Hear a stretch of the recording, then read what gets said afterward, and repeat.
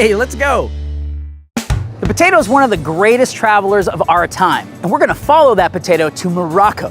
We're actually here in Bothell, where our friends at the Chewaya Authentic Moroccan Barbecue are serving up some samosas created with Washington potatoes that are sure to knock your socks off. Let's check it out.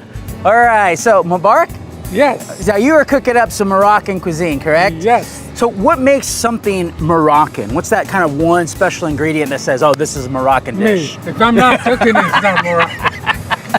Well, that's good to know. So the potatoes grown here in Washington, they go all over the world. So how specifically are you using Washington potatoes? We use them in our samosas. Okay, and what's a samosa? Samosa is basically, it's like an egg roll, but it's in Okay. a triangle shape, and we fill them with peas, carrots, and Washington potatoes. So this is it, right?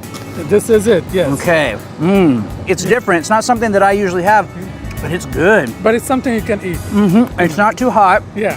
The samosas are served with 3 dipping sauces: avocado hummus, Greek yogurt, and spicy eggplant. That's delicious. I put the eggplant now.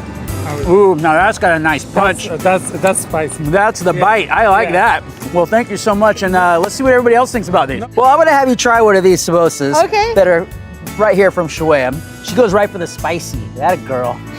Oh my gosh. Oh, It's got a spice I can't identify. and the inside is creamy and flavorful. I love avocado, so I'll just I can eat this all day.